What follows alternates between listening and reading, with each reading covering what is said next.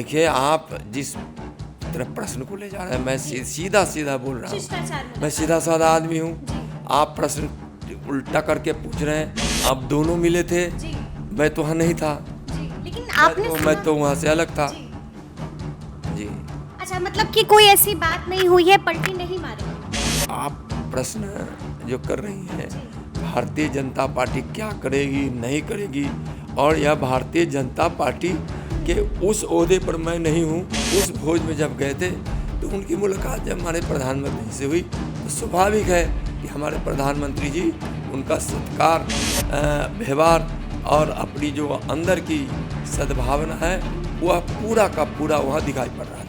नमस्कार, हमारा नाम है समरीन और आपने देखना शुरू कर दिया है लाइव सिटीज। देखिए, लोकसभा चुनाव जैसे जैसे करीब आ रहा है वैसे वैसे राजनीतिक सरगर्मियां बढ़ती जा रही हैं। देखिए, इस बार संग्राम महा होने वाला है क्योंकि इस बार इंडिया बनाम एनडीए की लड़ाई है। तो ऐसे में कई सवाल हैं। सवाल ये है कि आखिर कौन किस पर भारी पड़ेगा।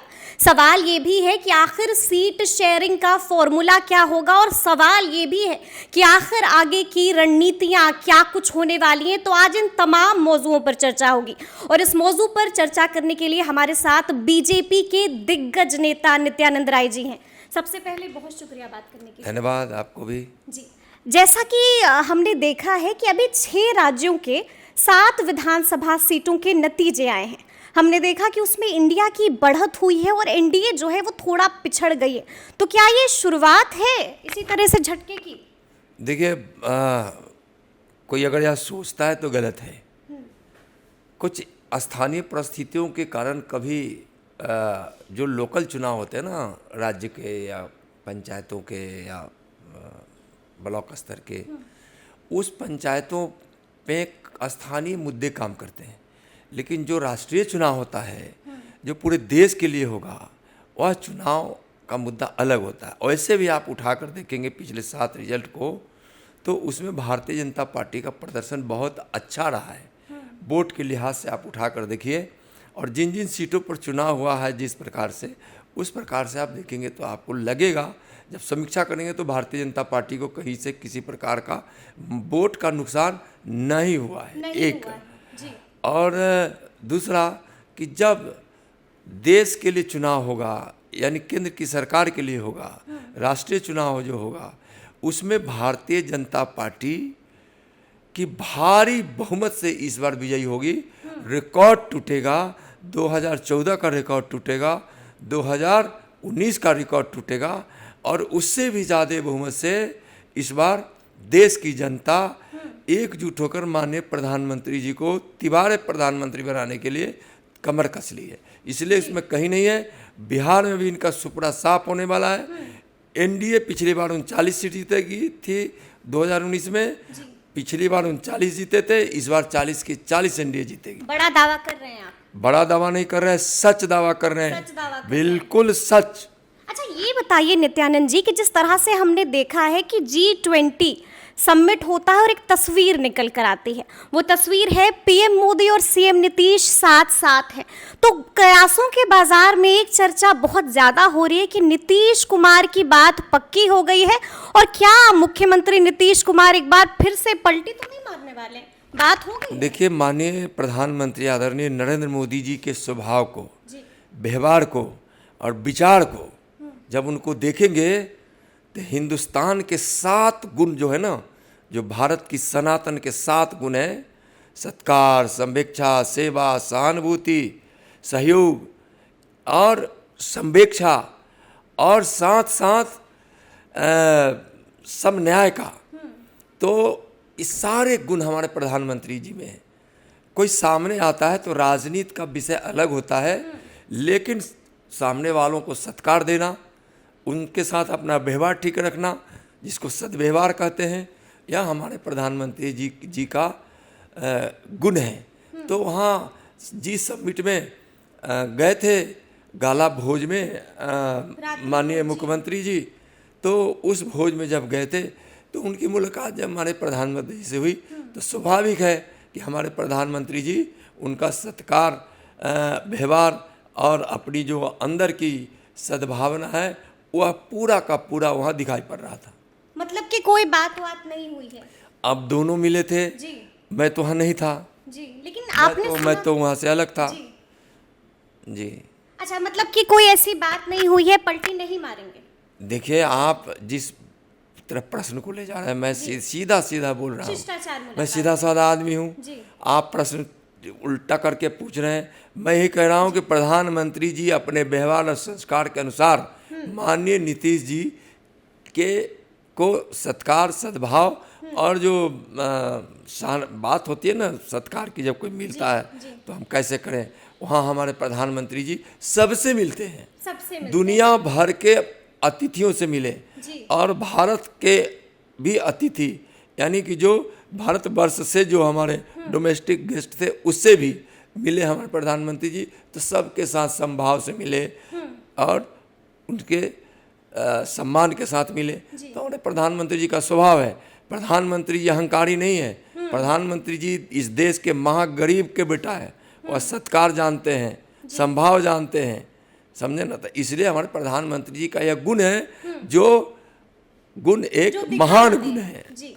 अच्छा, ये भी सुनने में आ रहा है नित्यानंद जी कि इस बार बीजेपी कई उम्रदराज नेताओं की टिकट काटने वाली है। ये आप प्रश्न जो कर रही हैं, भारतीय जनता पार्टी क्या करेगी नहीं करेगी, और यह भारतीय जनता पार्टी के उस ओहदे पर मैं नहीं हूँ कि कहूँ कि किसका कटेगा किसका नहीं कटेगा। अच्छा, एक चीज हमने देखा है कि आप आजकल जहां पर भी जा रहे हैं तो एक नारा सुनाई दे रहा है, बिहार का सीएम कैसा हो, नित्यानंद राय जैसा हो।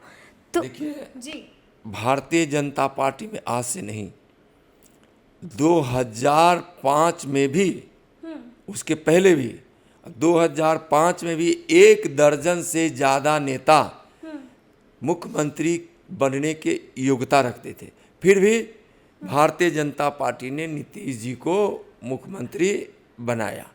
जैसे आप देखिए, उस समय सुशील मोदी जी युग थे, नंदकिशोर यादव जी युग थे, गिरिराज सिंह युग थे, चंद्रमोहन राय जी युग थे, जनार्दन सिग्रीवाल जी युग थे, रामेश्वर चौरसिया जी थे, शाहनवाज हुसैन जी थे, राधा मोहन जी थे, रूढ़ी जी थे। इस प्रकार से आप जब उठाएंगे तो हमारे पास नेताओं की कोई कमी नहीं थी, सब उस समय योग्य मुख्यमंत्री के थे, और उस समय 1 दर्जन युग थे, आज हमारे पास कई दर्जन युग हैं। आप कहिएगा तो कभी समय रहेगा तो मैं लिस्ट गिना दूंगा कि हमारे पास कई दर्जन योग्य व्यक्ति हैं। जैसे अभी सुशील जी योग हैं, नंदकिशोर जी योग हैं, प्रेम कुमार जी योग हैं, प्रेम कुमार जी उस समय भी योग थे, शाहनवाज जी हैं, राधा मोहन जी हैं, रूढ़ी जी हैं, गिरिराज जी हैं, और उस प्रकार से आज हमारे यहाँ मंगल पांडे जी उसके योग हैं, आज सम्राट जी भी योग हैं। उसमें आपको मैं समय रहेगा तो आपको अगर समय है तो मैं गिनाने लगूँ तो आप एक तरफ से मतलब देखिएगा, बहुत लंबी लिस्ट है। उसमें हमारे बहुत सारे हमारे दलित नेता हैं, अति पिछड़ा के नेता हैं, सब हमारे योग हैं। विजय कुमार सिन्हा जी योग हैं, विजय कुमार सिन्हा जी हमारे विधान परिषद के नेता हैं। हमारे यहाँ हरि सहनी जी योग हैं, मैं विधान परिषद के जो प्रतिपक्ष के नेता हैं, इतने योग्य लोग हैं। तो मैं तो 1 दर्जन का बोला हूँ, 1 दर्जन से ज़्यादा गिना दिया, कहेगा तो कै दर्जन गिना दूंगा। अच्छा, ये बताइए नित्यानंद जी कि जिस तरह से हम देख रहे हैं कि अमित शाह भी आने वाले हैं, तैयारियां सम्राट चौधरी जी भी हमारे, उनका भी नाम मैं लिया, सम्राट जी भी। बिल्कुल, तो तैयारियां बहुत जोरों पर चल रही है। भारतीय जनता पार्टी चुनाव के समय ही कोई तैयारी में लगती है ऐसी बात नहीं है, विशेष तैयारी में चुनाव के समय लगती है, लेकिन 365 दिन भारतीय जनता पार्टी अपनी नीति संगठन के विस्तार में लगी रहती है। जो नीति का विस्तार जैसे जैसे होता है, संगठन का विस्तार होता है, भारतीय जनता पार्टी मजबूत होती है। और इसमें कहीं दो मत नहीं है कि हमारी पार्टी कार्यकर्ता बेस्ड पार्टी है, लेकिन एक जनमानस में सर्वमान स्थान प्राप्त किया हुआ नेतृत्व माननीय प्रधानमंत्री जी के रूप में मिला है। तो भारतीय जनता पार्टी जन जन की पार्टी बन गई है। गरीब के मसीहा के रूप में गरीब उन्हें देखते हैं, विकास के भगीरथ के रूप में देखते हैं, न्याय के मूर्ति के रूप में देखते हैं। इसलिए माननीय प्रधानमंत्री जी का नेतृत्व भारतीय जनता पार्टी को घर घर, जन जन, गांव गांव, शहर शहर पहुंचा दिया। अच्छा, एक बात समझ में नहीं आती है, हाजीपुर लोकसभा सीट किसको होगी? चाचा को मिलेगी या भतीजे को मिलेगी? क्योंकि दोनों ही मतलब अड़े हुए हैं, कोई नहीं मानने वाला है। समय आएगा आपको पता चल जाएगा। अभी उस पर हम पहले भी मैं बता दिया हूँ कि इस पर मैं बोलने का कोई अधिकारी नहीं हूँ। ठीक है, एक आखिरी सवाल आपसे लेंगे। बिहार में बीजेपी कितने सीटों पर चुनाव लड़ने वाली है? सीट शेयरिंग का फॉर्मूला क्या है? 40 की 40 एनडीए लड़ेगी और बीजेपी 40 की 40 एनडीए जीतेगी। और बीजेपी? बोले ना 40 की 40 एनडीए जीतेगी और 40 की 40 सीट एनडीए लड़ेगी।